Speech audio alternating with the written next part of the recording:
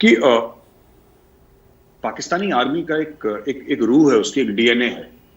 उनकी जो प्लानिंग है सर, बड़ी ऑडेशियस है सर।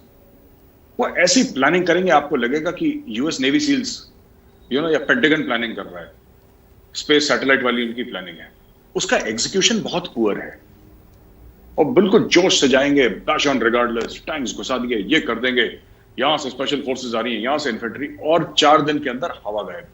ये उनका 1965 में भी हुआ था सर, ये 1971 में भी हुआ। कारगिल में भी खूब जोश खरोश से आए, फिर उन्होंने भागना पड़ा उनको।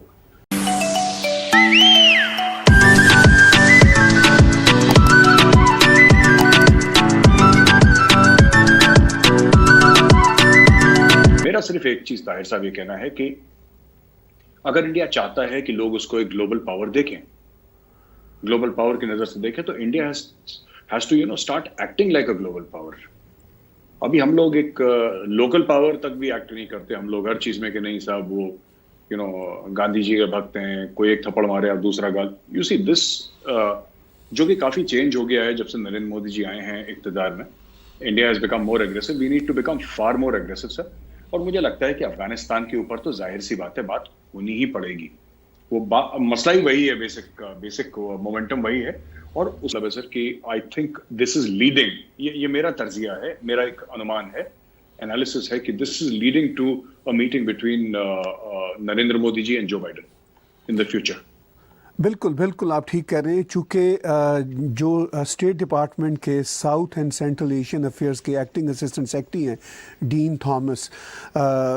डीन थॉमसन ने बड़े वाज़े शब्दों में कहा, मेरे साहब, उन्होंने कहा कि ये मीटिंग जो है focus on expanding our security, defence, cyber and counter terrorism cooperation.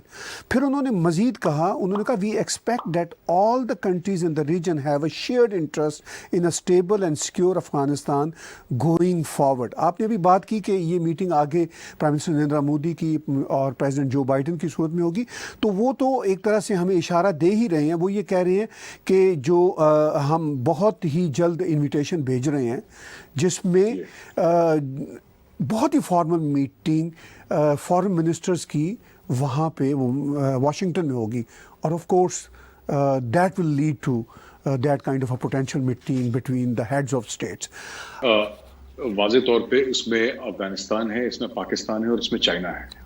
मुझे लगता है कि 3 मुल्कों पे खास तौर से फोकस रहेगा। चाइना में also because of quad terrorism, खास तौर से पाकिस्तान बिकॉज इंडिया में मानना है, और मेरा भी ये मानना है, अमेरिका का भी मानना है कि जो सांस चलती है अफगानिस्तान में जो तालिबान है, चाहे वो टीटीपी है, चाहे वो अफगान तालिबान है, उनकी सांस पाकिस्तान का डीप स्टेट चलाता है, उनकी सांस पाकिस्तान का एस्टैब्लिशमेंट चलाता है। अगर पाकिस्तान हाथ पीछे खींच दे तो ज्यादा दिन तक ये लोग नहीं खड़े रह सकते। इनके Sheikh Rashid is on record sir, आपने देखा होगा शेख रशीद का स्टेटमेंट, जहां वो कुछ हफ्ते पहले उन्होंने बोला था कि कि अफगान तालिबान वाले यहाँ पे रहते हैं, उनके डेड बॉडीज आती हैं, उनको दफन करते हैं, उनके परिवार यहाँ पे रहते हैं, खानदान यहाँ पे रहते हैं, उनके बच्चे यहाँ पे हैं, उनको जब अस्पताल ले जाया जाए, उनका इलाज यहाँ पे होता है जब उनको चोटें लगती हैं। तो ये सब तो एक पूरा, and he is the interior minister of Pakistan.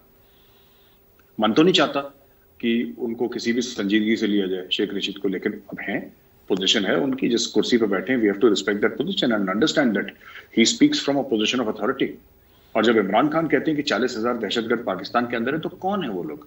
क्योंकि लश्कर तैयबा और जैश मोहम्मद को तो मानते नहीं, इनको तो फ्रीडम फाइटर मानते हैं। ये हिजबुल मुजाहिदीन वालों को तो नहीं मानते, ये फ्रीडम फाइटर मानते हैं पाकिस्तानी। तो वो 40,000 दहशतगर्द जिनकी बात इमरान खान ने करी थी, वो कौन सी तंजीम के हैं साहब? वो जमातुल अहरार के हैं, वो लोग तहरीक तालिबान पाकिस्तान के हैं, क्योंकि Tehreek Taliban Pakistan itself is not 40,000 sir. उनकी जो स्ट्रेंथ बताई जाती है 6 से 8,000 at a maximum sir. 40,000 active terrorist president of Pakistan कह रहे हैं, तो कौन है ये लोग? अब इनको एहसास हो रहा है कि ये लोग कौन है। इन्होंने 1965 में, ये माइंडसेट इशू है सर, ये माइंडसेट इशू है, दिस इज डॉक्यूमेंटेड, मैं अपनी तरफ से नहीं बोल रहा, माइंडसेट इशू है। इन्होंने बोला था कि साहब एक पाकिस्तानी मुसलमान जो सोल्जर है वो 10 हिंदू काफिर सोल्जर्स के बराबर है। ये यू सी, कोई भी मॉडर्न मुल्क ऐसी बातें नहीं करता, क्योंकि ये बेवकूफी की बातें हैं, ये अनसाइंटिफिक बातें हैं, ऐसा होता नहीं है, ठीक है। लेकिन इन्होंने बताया ऐसा कि हम एक हैं, वो 10 तुम उनके बराबर हो। And this was not even to motivate, because आप अपने ट्रूप्स को, मैं खुद फौजी हूं, आप अपने ट्रूप्स को ऐसे मोटिवेट नहीं कर सकते झूठ बोल के। जिसके पास अच्छी ट्रेनिंग होगी, जिसका अच्छा डिसिप्लिन होगा सर, जिसका अच्छा हथियार होगा, जिसकी अच्छी लीडरशिप होगी, जिसका अच्छा प्रेजेंस ऑफ माइंड होगा, जिसका अच्छा इनिशिएटिव होगा, वो लड़ाई जीतेगा सर। वही अपने दिमाग में महमूद गजनवी और मोहम्मद बिन कासिम, ये इनके actually there is a book by one brigadier Malik of the Pakistan army, और मैं चाहूंगा हमारे दर्शक उसको पढ़ें, बड़ी इंटरेस्टिंग बुक है, that is the Quranic way of war. तो उसमें वो ये डिस्क्राइब करते हैं कि लड़ाई किस तरीके से हम लड़ते हैं, but they don't understand that this is the 21st century and इस तरीके से सोचना, ये कॉन्सेप्ट गलत है, आपका कॉन्सेप्ट हो सकता है। तो अभी भी ये जो सोच है वहां पे काफी कुछ तबकों की with in the Pakistan military कि हम लोग कर लेंगे, कुछ होगा हम देख लेंगे, कि पाकिस्तानी आर्मी का एक रूह है, उसकी एक डीएनए है, उनकी जो प्लानिंग है सर बड़ी ऑडेशियस है सर। वो ऐसी प्लानिंग करेंगे आपको लगेगा कि यूएस नेवी सील्स या पेंटागन प्लानिंग कर रहा है, स्पेस सैटेलाइट वाली उनकी प्लानिंग है, उसका एग्जीक्यूशन बहुत पुअर है, और बिल्कुल जोश से जाएंगे, बैश ऑन रिगार्डलेस, टैंक्स घुसा दिए, ये कर देंगे, यहां से स्पेशल फोर्सेस आ रही हैं, यहां से इन्फेंट्री, और 4 दिन के अंदर हवा गायब। ये उनका 1965 में भी हुआ था सर, ये 1971 में भी हुआ, कारगिल में भी खूब जोश खरोश से आए, फिर उन्होंने भागना पड़ा उनको, ये उनका है। तो this is something that is actually harming Pakistan.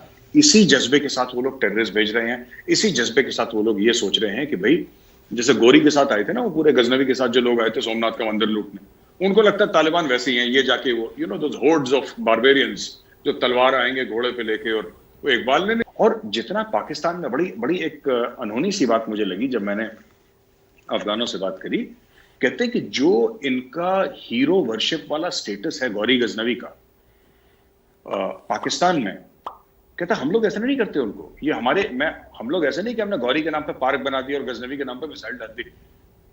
Afghanistan, ठीक है, अफगानिस्तान कहते हैं कि हमारे लोग थे, उनको ओन करते हैं वो, राइट, पर उनको लार्जर देन लाइफ इमेज जो पाकिस्तानियों ने बना रखी है ना इनके बारे में, कि गौरी है, ये गजनवी है, हमारे हीरो है, अफगानिस्तान में ऐसा नहीं है sir. It's not like that, they take it very normally the Afghans. तो ये कहीं ना कहीं आइडेंटिटी क्राइसिस के भी शिकार हैं, जिसकी वजह से इनके काफी मसाइल पैदा हो रहे हैं। तो ये जो अब इमीडिएट दौरा है इन्हीं सर्कमस्टांसेस में, उसको दिल्ली में कैसे देखा जा रहा है? ये लोग कह रहे हैं, जो स्ट्रेटेजिस्ट हैं, यहाँ पे एनालिस्ट हैं, वो कह रहे हैं it's a very very very important this thing. एक तो अफगानिस्तान क्वाड के बारे में बात करके, टेक्नोलॉजी के बारे में बात करके, मिलिट्री टेक्नोलॉजी की बात करके, इसमें मेक इन इंडिया की भी बात होगी सर, क्योंकि इंडिया जितने वेपन सिस्टम्स खरीद रहा है, इंडिया चाहता है कि वो इंडिया में बने, इससे जॉब्स होंगे और ये सब इकोनॉमी पे अच्छा फर्क पड़ेगा हमारा। But at a policy level with the prime minister, at a policy level with the prime minister, because final तो हमारे यहाँ पीएम ही जो बोलते हैं वही होता है। लेकिन अगर इंडिया को कहीं ना कहीं, अमेरिका बार बार इंडिया को ये कह रहा है कि यार if you want to be, आप ये कहते हैं कि आपको permanent member of the security council, आपको बैठना है वहां पे। इंडिया कहता है ना, इंडिया का तो मौजू है ये, इंडिया 1000 बार कह चुका है कि वी शुड बी, ये सेकेंड वर्ल्ड वॉर का आपने बना रखा है, 5 बंदे आपने बैठा रखे हैं, 5 मुल्क किस लिए बैठा रखे हैं, Brazil should be there, India should be there, ये नए पावर जो बढ़ रहे हैं, दे शुड ऑल्सो। एंड मैं इंडिया की बात एज एन इंडियन मैं मानता हूं कि बिल्कुल India needs to be at that big table of the big 5, India deserves to be there. But मैं एक और चीज कहता हूं सर कि I am not totally blind to our shortcomings, जो हमारी शॉर्टकमिंग्स हैं as a nation, I am not totally blind to them. that table is meant for a certain kind of mindset sir, जो हमें develop करना पड़ेगा, ठीक है। वहां पे जो हिंदी में नैतिकता कहते हैं ना सर, वहां पे नैतिकता नहीं चलती। एक एग्जांपल मैं देना चाहूंगा कि अमेरिका है जैसे permanent member of the security council, आपको पता है कि सर अमेरिका ने स्लेवरी किस लेवल पे करी थी, जब अफ्रीकन अमेरिकन को लेकर आए थे, ब्लैक्स को लेकर आए थे, कितना बुरा था वो, इट वॉज हॉरिफाइंग जो उनके साथ सुलूक हुआ, horrifying treatment of the black people America ने करा। 1945 सेकेंड वर्ल्ड वॉर के बाद शायद ही ऐसे 2-4 सालों बीच में जहां पे अमेरिका ने किसी मुल्क को अटैक नहीं करा, रेजिम चेंज नहीं करा। साउथ अमेरिका में तो लेजेंडरी है सर सीआईए के ऑपरेशंस, इराक को आपने अटैक कर दिया, मरवा दिए सद्दाम हुसैन को, जबकि सद्दाम हुसैन का 9/11 से कोई लेने देना नहीं था। अमेरिका ऐसा करता है।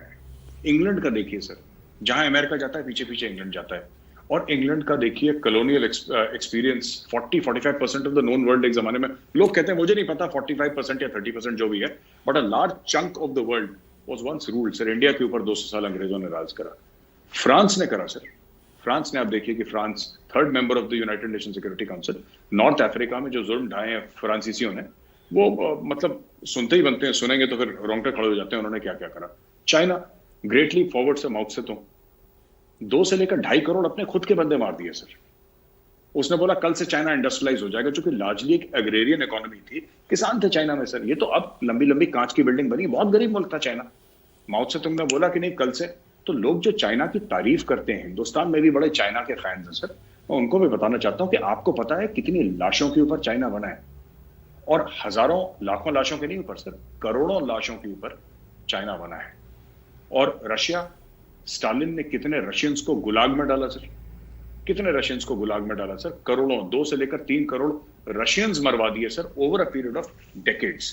Not just Stalin sir, dictators after that and not Russia. तो ये 5 members of the United nation security council का जो मैंने डिस्क्राइब करा ना सर, अगर देखिए, मैं ये नहीं कह रहा कि हमें भी ऐसा बनना है, मैं ये नहीं कह रहा कि भारत को वैसा बनना चाहिए, गलत काम करने चाहिए, मैं वो नहीं कह रहा, लेकिन ये जो टेबल है ना सर, यहाँ पे थोड़ा सा सर कलेजा पत्थर का चाहिए यहाँ पे बैठने के लिए।